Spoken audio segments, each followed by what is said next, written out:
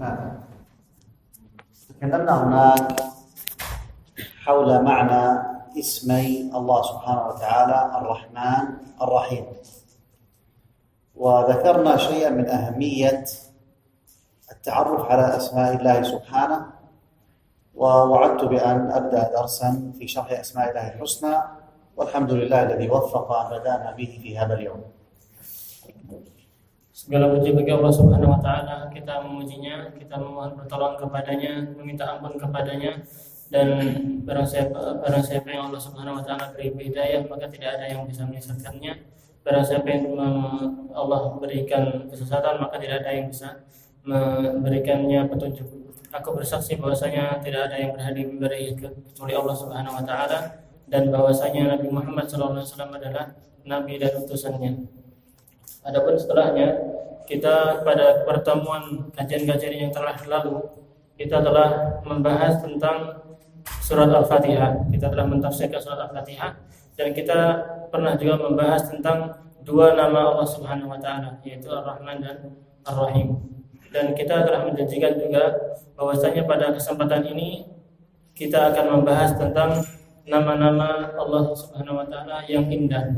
Maka segala puji bagi Allah Subhanahu wa taala yang telah memberikan kita taufik dan hidayahnya sehingga kita bisa memulai untuk membahas tentang nama-nama Allah Subhanahu wa taala. أيها الإخوة، إن الله سبحانه وتعالى تعرف إلينا بأسمائه وصفاته، فالرب عز وجل بالنسبة لنا غيب لم نره، ولا نعرف عنه إلا ما أخبرنا عن نفسه في كتابه وما أخبرنا عنه رسوله صلى الله عليه وسلم في سنته. Wahai saudara-saudaraku, Allah Subhanahu wa taala memperkenalkan dirinya dengan nama-nama dan sifat-sifatnya.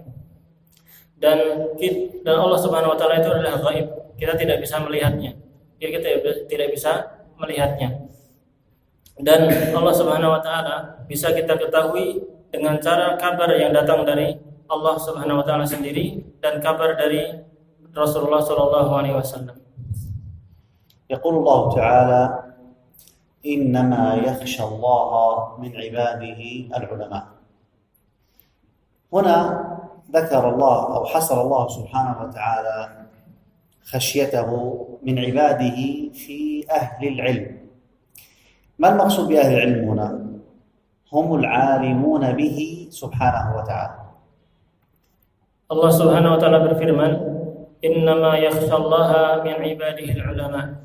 Sesungguhnya yang hanya yang takut kepada Allah Subhanahu wa taala adalah para ulama. Allah Subhanahu wa taala dalam ayat ini mengkhususkan bahwa orang yang paling tahu tentang Allah Subhanahu wa taala adalah para ulama, yaitu orang-orang yang mengetahui akan hakikat Allah Subhanahu wa taala. ولا نتعرف على الله سبحانه إلا إذا عرفنا أسماءه وصفاته سبحانه وتعالى. Dan kita tidak bisa mengenal Allah Subhanahu wa taala dengan sebenar-benarnya kecuali dengan cara nama-nama dan sifat-sifatnya. وكلما عرفنا أكثر وفهمنا أكثر كلما كان لذلك أثر في قلوبنا. Setiap kali kita lebih mengetahui tentang nama-nama Allah dan sifat-sifatnya, maka setiap kali lebih banyak lagi asar atau efek baik pada diri kita sendiri. وهذا الأثر في القلوب هو المقصود من كل العبادات. Dan efek atau asar yang terdapat dalam hati-hati kita ini itu adalah di antara maksud atau tujuan segala bentuk ibadah. فمن صلى ولم يكن للصلاة أثر في قلبه، وكذلك من صام ولم يكن للصيام أثر في قلبه، فهذا لم يستفد من العبادة الفائدة المطلوبة. Barang siapa yang melaksanakan salat namun tidak berimbas ataupun tidak mempengaruhi hatinya, dan barang siapa yang berpuasa namun tidak berpengaruh pada hatinya, maka ibadahnya tidak akan bermanfaat. ويقول النبي صلى الله عليه وسلم: من يريد الله به خيرا يفقهه في الدين. الفقه في الدين ليس مقصورا على معرفة الأحكام الشرعية الحلال والحرام، لا، وإنما يشمل كذلك الفقه في أسماء الله سبحانه وتعالى. Nabi SAW bersabda, barang siapa yang diinginkan kebaikan oleh Allah Subhanahu wa taala, maka Allah akan memahamkan dia terhadap masalah agamanya. Dan paham dalam masalah agama ini tidak hanya memahami masalah hukum-hukum saja, namun juga memahami tentang nama-nama dan sifat-sifat Allah. ونحن نتكلم عن أسماء الله سبحانه وتعالى. أقول كم من الآيات ورد في القرآن الكريم فيها ذكر الحلال والحرام والأكل والشرب والنكاح والجهاد وغير ذلك من الأحكام. Dan sekarang kita akan membahas tentang nama-nama dan sifat-sifat Allah. Sekarang berapakah jumlah ayat-ayat yang menunjukkan tentang hukum-hukum seperti makan, minum, ataupun jihad, ataupun yang lainnya?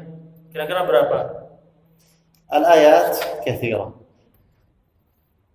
Ayat-ayatnya sangat banyak. ولكن أكثر منها الآيات التي ذكر فيها أو ختمت بأسماء الله سبحانه وتعالى وصفاته وأفعاله. Namun kebanyakan ayat-ayat tersebut selalu disebutkan pada ayat itu ataupun diakhiri ayat itu dengan nama atau penyebutan nama-nama Allah Subhanahu wa taala.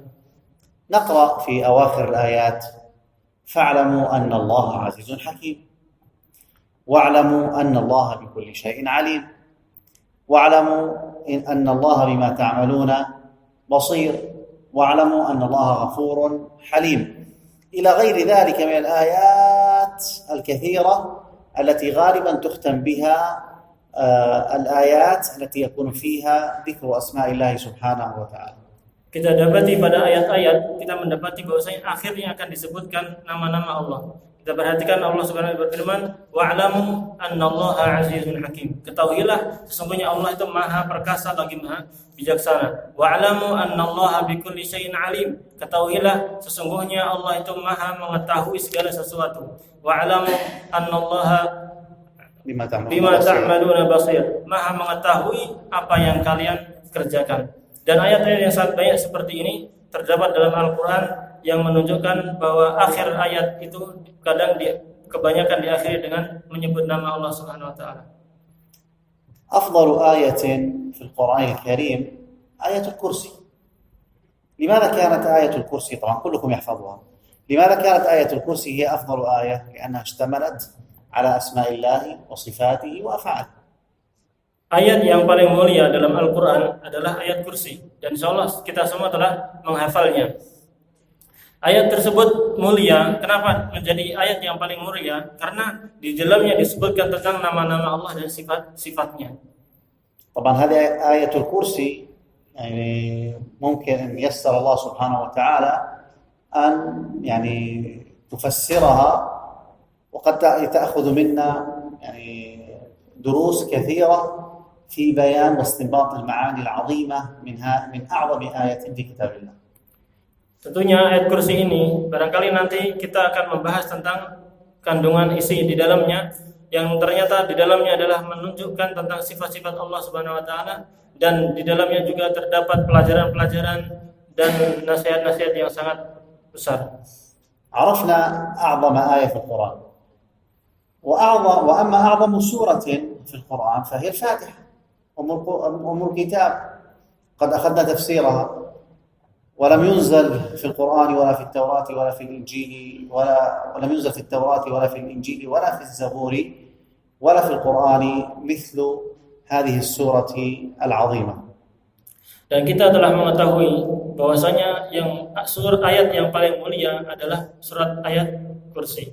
Dan surat yang paling mulia adalah surat Al-Fatihah, yang di dalamnya juga mengandung penjelasan tentang nama-nama Allah Subhanahu wa taala, dan kita telah mentafsirkannya, telah menjelaskannya. هذه السورة أعظم سورة في القرآن لأنها اشتملت على أسماء الله سبحانه وتعالى وصفاته. ayat yaitu surat Al-Fatihah ini menjadi surat yang paling mulia karena di dalamnya terdapat nama-nama dan sifat-sifat Allah Subhanahu wa taala. Dan surat ini tidak pernah diturunkan kepada umat-umat sebelum kita. Tidak pernah diturunkan dalam Injil, Taurat, Zabur dan kitab-kitab yang lainnya. Ini khusus untuk umat Nabi Muhammad sallallahu alaihi wasallam. سورة أيضا من سور القرآن هي صفة الرحمن، سورة الإخلاص. قل هو الله أحد الله الصمد لم يلد ولم يولد ولم يكن له كفوا أحد. فهذه السورة كلها في صفات الرب سبحانه وتعالى. Ada juga surat yang di dalamnya menjelaskan tentang sifat-sifat Allah yang Maha Pengasih, yaitu surat Al-Ikhlas. Kita perhatikan, Qul huwallahu ahad. Katakanlah, dialah Allah yang Maha Satu. Allahu Samad, Allah lah tempat bergantung. Lam yalid wa lam yulad. Allah tidak pernah melahirkan dan tidak pernah dilahirkan.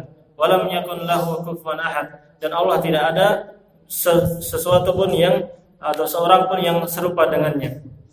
Ini juga merupakan ayat surat yang paling mulia dan itu karena di dalamnya terdapat sifat Allah Subhanahu wa taala.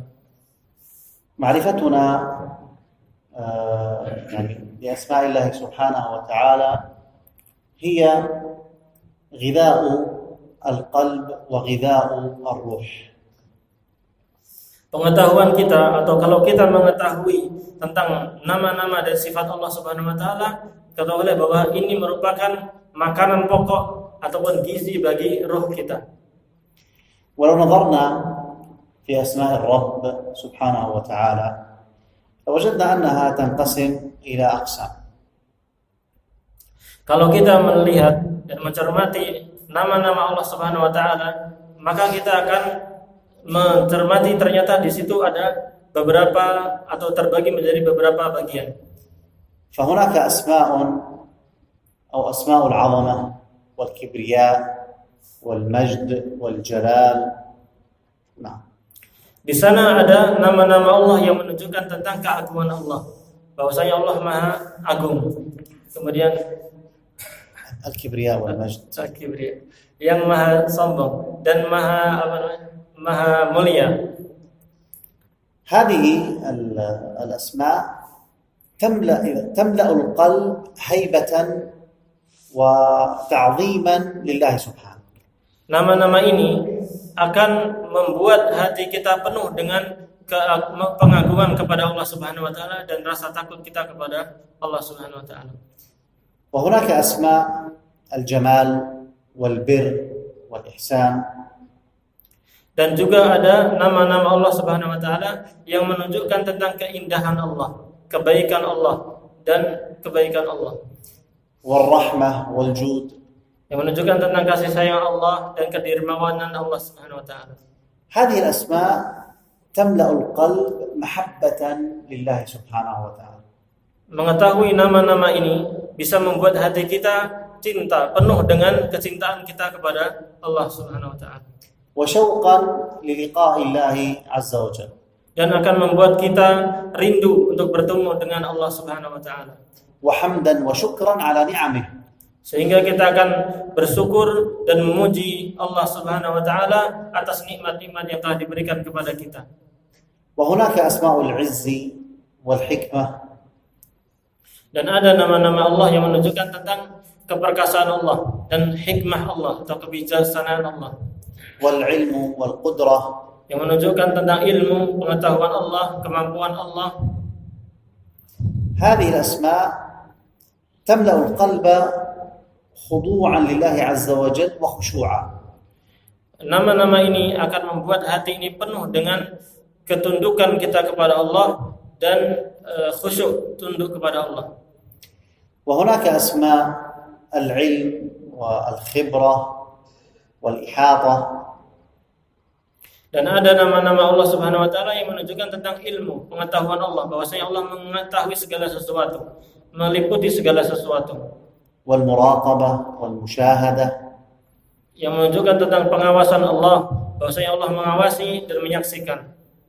هذه تملأ القلب مراقبة لله عز وجل في كل أحوالك.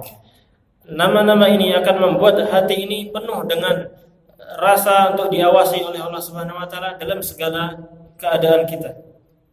في حركاتك وسكناتك. Dalam segala gerak kita ataupun diamnya kita. وتجعلك تراقب نفسك وأفكارك من الأفكار السيئة. Sehingga akan membuat kita ataupun Anda mengawasi dirimu sendiri dalam segala sesuatu, sehingga menjauhkan segala hal yang diharamkan. وأخيرا هناك أسماء الغنى واللطف. Dan pada akhirnya ada nama-nama Allah Subhanahu wa taala yang menunjukkan tentang maha kayanya Allah dan maha lembutnya Allah. وهذه الأسماء تملأ القلب افتقارا لله سبحانه وتعالى والتفاتا إليه في كل حال. Sehingga nama-nama ini pun akan memenuhi hati kita ini dengan rasa penuh kita kebutuhan bahwa kita ini sangat butuh kepada Allah Subhanahu wa taala. سيأتي بإذن الله تفصيل هذا كله في هذه الدروس التي نشرح فيها أسماء الله الحسنى. Dan penjelasan tentang hal itu semua akan ada dalam pelajaran-pelajaran kita semua tentang nama-nama Allah dan nama-nama Allah yang indah. لكن لابد أن نعلم أن لكل اسم من أسماء الله سبحانه وتعالى عبودية خاصة في القلب. Namun hendaklah kita atau wajib bagi kita untuk mengetahui bahwasanya setiap nama-nama Allah itu mengandung rasa atau keibadahan kita dalam hati kita. وكذلك يكون لهذه الأسماء أثرها في القلب. Dan hendaknya ada bekas ataupun ada pengaruh dalam hati kita tentang mengetahui nama-nama Allah ini. لما نقرأ قول الله سبحانه إن الله بما تعملون خبير إن الله بما تعملون بصير. Ketika kita membaca firman Allah, sesungguhnya Allah mengetahui apa yang kalian kerjakan. Allah Maha melihat apa yang kalian kerjakan. لما نقرأ قوله تعالى يعلم خائنة الأعين وما تخفي الصدور. Ketika kita membaca firman Allah Ta'ala ya'lamu kha'inatal a'yun wa ma tukhfi sudur, bahwasanya Allah itu mengetahui khianatnya mata dan apa yang disembunyikan oleh hati.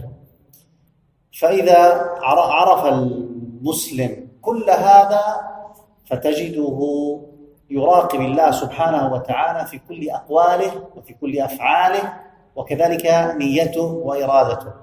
Apabila seorang muslim mengetahui hal-hal ini, maka Anda akan melihat bahwasanya seorang muslim tersebut akan senantiasa merasa diawasi oleh Allah dalam segala ucapannya, perbuatannya dan segala keadaannya.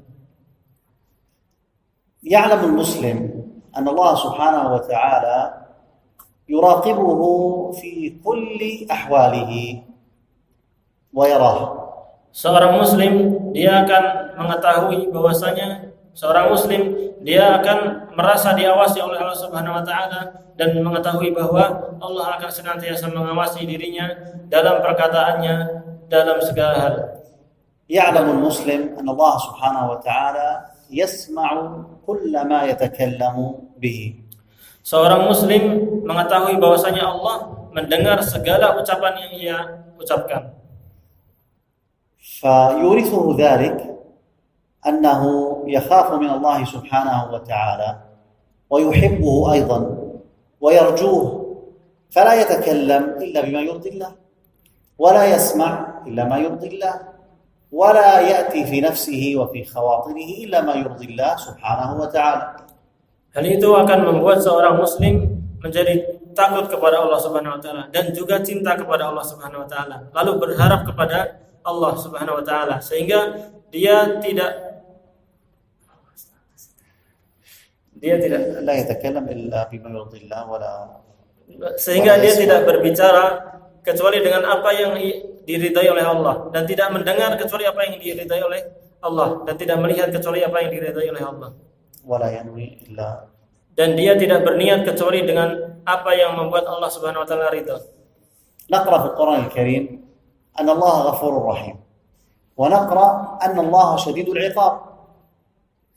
Kita dalam membaca Al-Qur'an Karim kita membaca sesungguhnya innallaha ghafurur rahim. Sesungguhnya Allah Maha Pengampun lagi Maha Penyayang.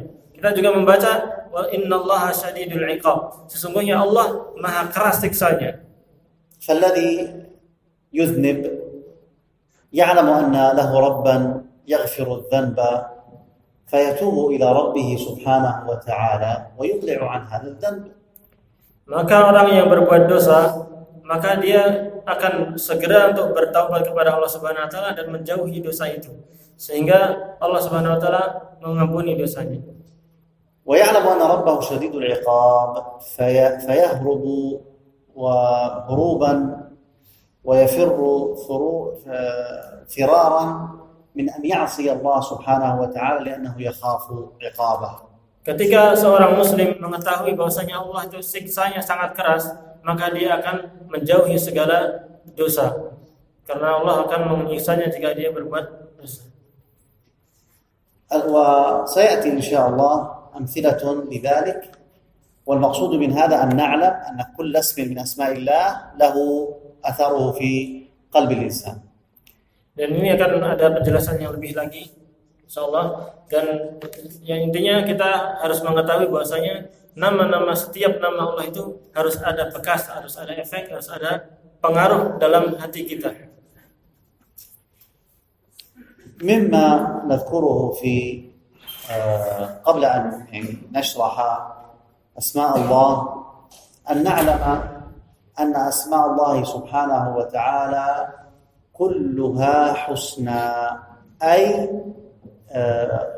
فيها يعني غاية الكمال ولا نقص فيها. Sebelum kita mempelajari lebih dalam, hendaknya kita mengetahui bahwasanya semua nama-nama Allah itu adalah baik. Tidak ada kejelekan pada nama-nama Allah. وكونها حسنى لأنها دلت على صفات كمال عظيمة للرب سبحانه وتعالى. Nama-nama Allah itu menjadi nama yang indah karena atau baik karena di dalamnya mencakup sifat Allah yang sangat sempurna, kesempurnaan sifat Allah. فالرحمن مثلا يدل على صفة الرحمة، العزيز يدل على صفة العزة. Nama Allah Ar-Rahman misalnya itu menunjukkan bahwasanya Allah mempunyai rahmat.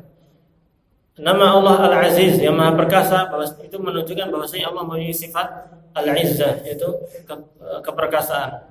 اسم الخالق يدل على صفة الخلق. Nama Allah Al-Khaliq yang Maha Mencipta itu menunjukkan bahwasanya Allah mempunyai sifat penciptaan, bahwasanya Allah menciptakan. اسم المحسن يدل على صفة الإحسان. Begitu juga nama Al-Muhsin yang Maha berbuat baik, maka juga menunjukkan sifat ihsan. ولذلك قال الله سبحانه وتعالى ولله الأسماء الحسنى فادعوه بها. Oleh karena itu Allah Subhanahu wa taala berfirman walillahil asmaul husna, dan Allah memiliki nama-nama yang indah. Fad'uuhu biha, maka berdoalah engkau kepada Allah dengan nama-nama itu. كيف يكون الدعاء بأسماء الله؟ Sekarang bagaimana cara berdoa dengan memakai nama-nama Allah? فإذا أراد المسلم أن يدعو ربه سبحانه وتعالى مثلا أن يغفر له، ماذا يقول؟ يقول يا غفور اغفر لي، يا رحيم ارحمني. Apabila seseorang ingin berdoa kepada Allah, meminta ampun, gimana doanya? Hendaknya dia mengatakan ya Ghafur ighfirli, wahai Allah yang Maha mengampuni dosa, ampunilah dosaku. Ya Rahim, wahai Allah yang Maha Pengasih, irhamni, kasihanilah aku, sayangilah aku. هل يقول مثلا يا منتقم اغفر لي؟ هذا خطأ. Apakah tepat seseorang kita mengatakan ya muntaqim ighfirli, wahai Allah yang Maha membalas, wahai Allah yang Maha membalas, ampunilah aku? Tentunya ini tidak tepat. Artinya kita berdoa kepada Allah sesuai dengan nama Allah. Kalau kita meminta ampun, maka kita pakai nama ya Ghafur, ya Rahim gitu. هذه الأسماء الحسنى من أحصاها دخل الجنة. ما معنى من أحصاها؟ حفظ ألفاظها وعرف معانيها وعمل بمقتضاها. Nama-nama Allah ini, Asmaul Husna, itu barang siapa yang mengihsa, menghitungnya, maka dia akan masuk surga. Apa maksudnya menghitung? Ihsa itu maksudnya apa? Maksudnya adalah dia menghafalnya, kemudian memahami artinya. Hifz ma'ani. حفظ ألفاظها ومعرفة معانيها والعمل بمقتضاها. Jadi dia maksudnya seorang yang menghitung nama-nama Allah, dia masuk surga. Artinya menghitung di sini maksudnya dia menghafal nama-nama itu, memahami makna-maknanya dan mengamalkan konsekuensi dari mengetahui nama-nama itu.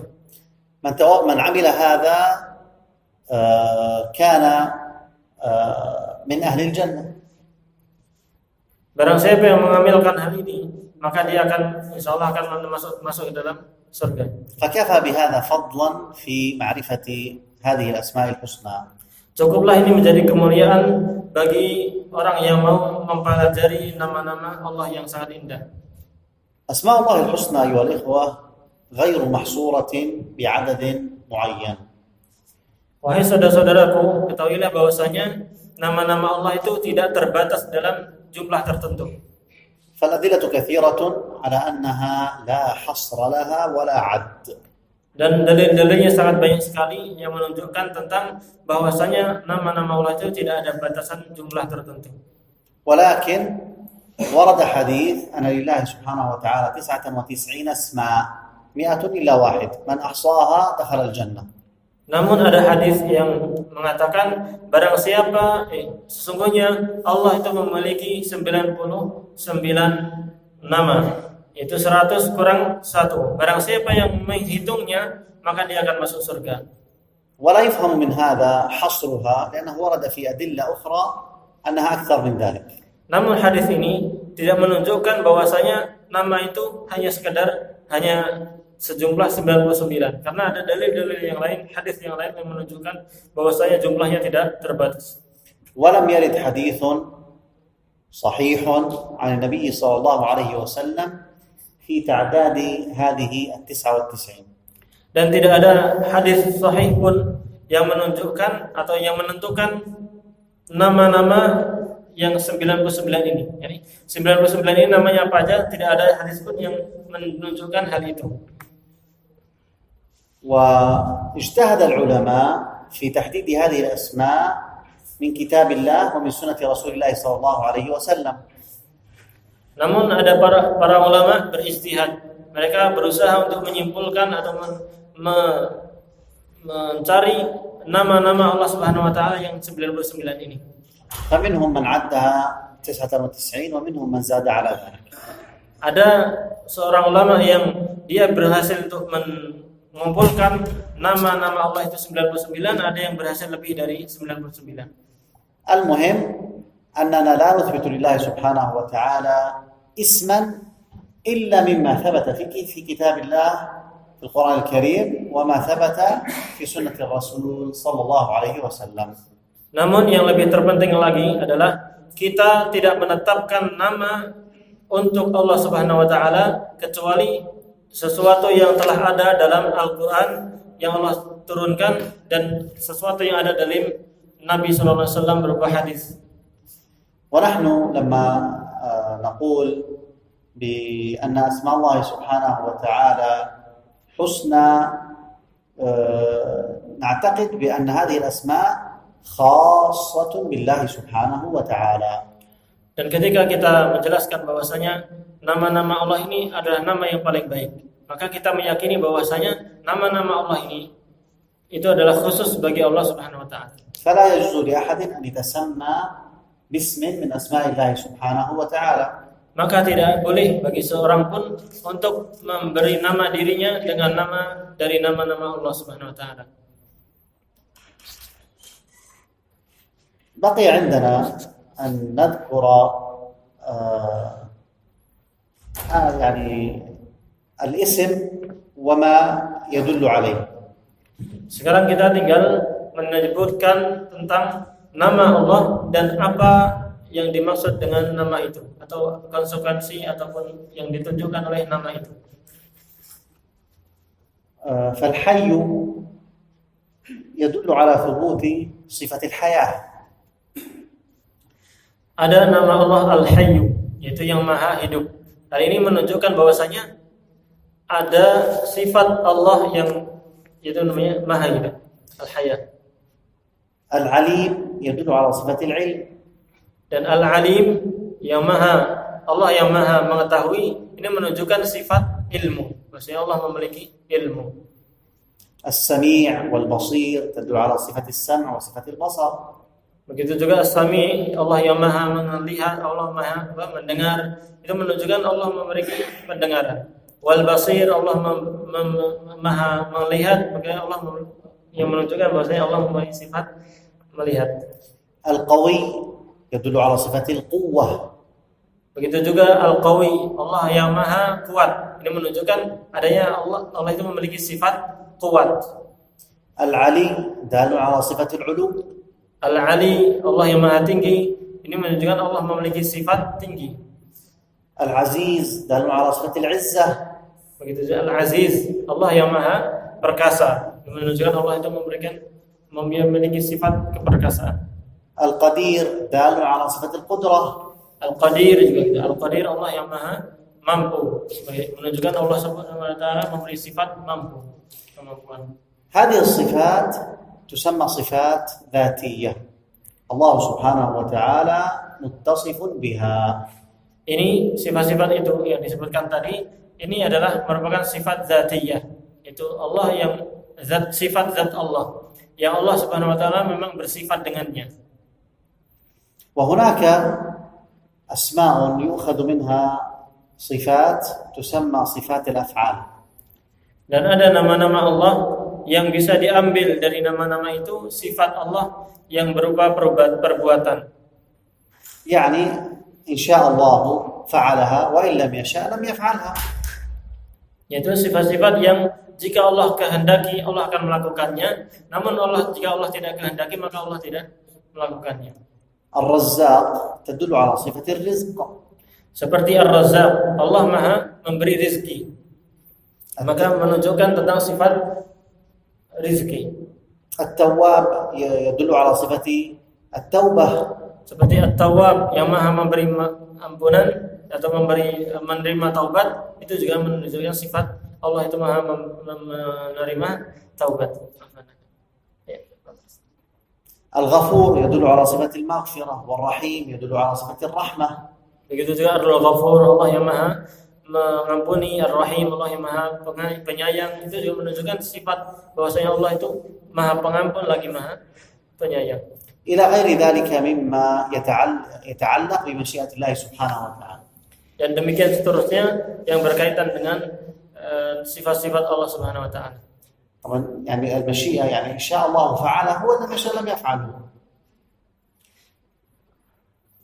المشيئة معناها أن الله إن شاء فعل وإن لم يشاء لم يفعل.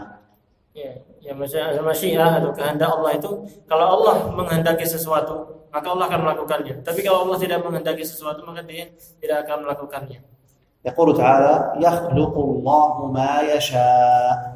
Allah berfirman, yakhluqullahu ma yasha.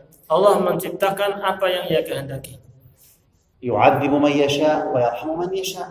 Allah juga menyiksa orang yang Ia kehendaki dan Allah juga menyayangi orang yang Dia kehendaki. القسم الثالث من أقسام أسماء الله سبحانه وتعالى ما يدل على تقديس الله سبحانه وتعالى. Bagian yang ketiga dari nama-nama Allah Subhanahu wa taala adalah nama-nama yang menunjukkan tentang kesucian Allah Subhanahu wa taala. والسلامة من النقص. Dan selamatnya Allah dari kekurangan. اسم القدوس واسم السلام واسم السبوح. Seperti Al-Quddus, itu Allah yang maha suci. As-Salam, Allah yang maha selamat. السبوح. Was-Subbuh, نقول في الركوع سبوح قدوس. As-Subbuh, itu Allah yang maha تنزيه. yang maha suci. سبحان الله. Yang maha suci. Dalam ruku kita biasanya membaca subuhun qudusun dan sebagainya. هذا في أذكار الركوع سبوح قدوس رب الملائكة والروح. Dan ini terdapat dalam zikir atau bacaan ketika rukuk, itu subuhun qudusun rabbul malaikati warruh. Allah yang maha suci, rabbul malaikati warruh. Allah lah yang menguasai para malaikat dan malaikat Jibril. هناك أسماء الله سبحانه وتعالى تدل على أوصاف متعددة. Ada nama-nama Allah Subhanahu wa taala yang menunjukkan tentang sifat-sifat yang banyak. منها اسم المجيد. Di antaranya adalah nama Allah Al-Majid, yang Maha Mulia. فيدل هذا الاسم على أن الله سبحانه وتعالى يتصف بصفات متعددة الكمال أو متعددة من صفات الكمال. Hal ini Al-Majid itu menunjukkan tentang bahwasanya Allah Subhanahu wa taala memiliki sifat yang sempurna. الحميد أي الذي له جميع المحامد والحمد. Ya, Al-Majid tadi artinya Allah Subhanahu wa taala memiliki segala kesempurnaan. Dan Al-Hamid artinya Allah Subhanahu wa taala memiliki segala pujian. العظيم من له كمال العظمة. Al-Azim, Allah yang Maha Agung, itu menunjukkan bahwasanya Allah Subhanahu wa taala memiliki keagungan yang sempurna. المتصف بصفات كثيرة من صفات الكمال والجلال والجمال. Yang mana Allah Subhanahu wa taala memiliki sifat yang sangat sempurna, keindahan dan keagungan. نكتفي بهذا القدر ونكمل إن شاء الله في المحاضرة القادمة أيضا بعض من الأحكام التي تتعلق بأسماء الله سبحانه وتعالى، ثم بعد ذلك نبدأ ونشرع في شرح أسماء الله الحسنى. Barangkali kita cukupkan sekian. Nanti insyaallah pertemuan selanjutnya kita akan mulai bahas lagi, dan kita akan mulai membahas tentang hukum-hukum yang berkaitan dengan nama-nama Allah Subhanahu wa taala. أسئلة أو الأذان ولا أسئلة بعد الأذان؟